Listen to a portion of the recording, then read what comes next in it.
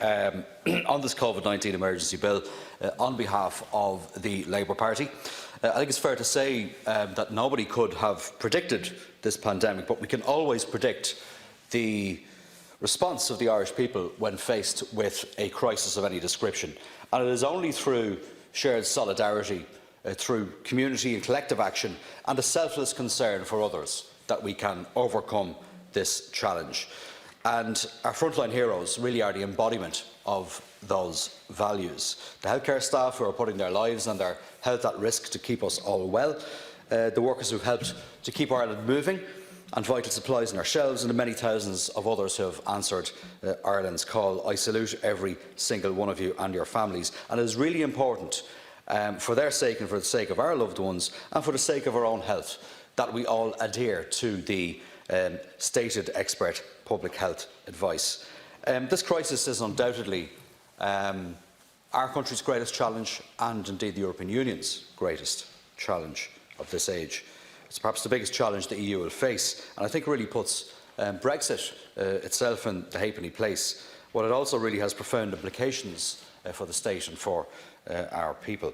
But every crisis, I think, as has been enunciated by other colleagues this morning, this afternoon, is an opportunity for collective action and constructive change, and the opportunity, I think, for all of us to reflect on the opportunity this provides to develop something better, for something better to emerge from this crisis. Many of the social protection schemes, such as illness benefit that the Taoiseach referred to earlier on, we now take for granted. They were introduced in the immediate aftermath of the Second World War, when we were developing the idea of the welfare state.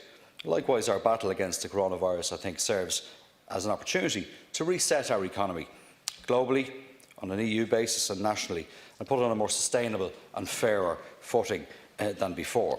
And can I say this? Firstly, EU supports in the form of direct funds or low-interest loans via the ESM will be needed to cushion this unprecedented external shock.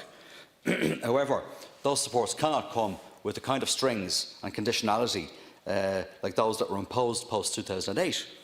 That would only lead to prolonged economic and social crisis. Disaster is avoidable, but only if the political will is there. Additional measures are also needed, and I support the call from my own colleagues in the Party of European Socialists for an EU-wide reinsurance scheme.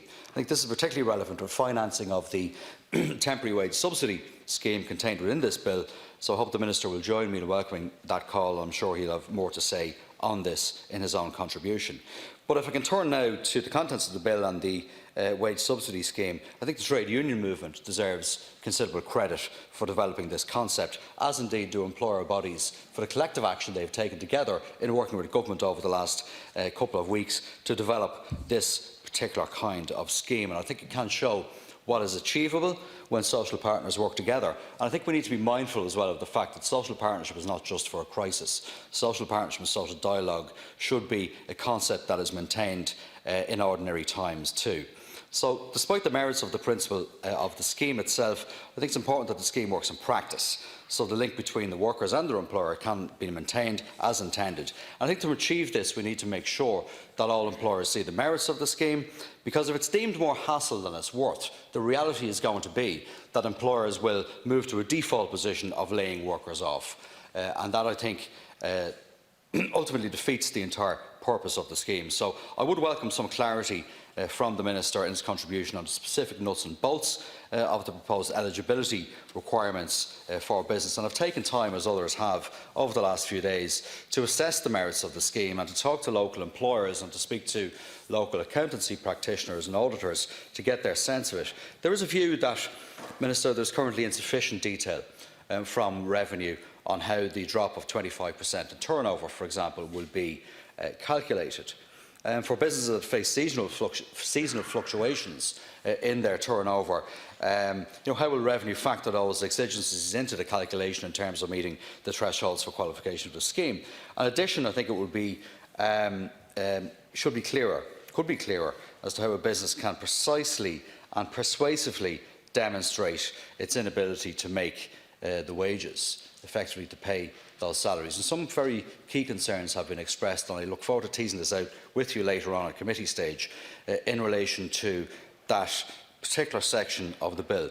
There's a huge fear that when an employer acknowledges that they can't make the salaries, that they then become somehow exposed around insolvency.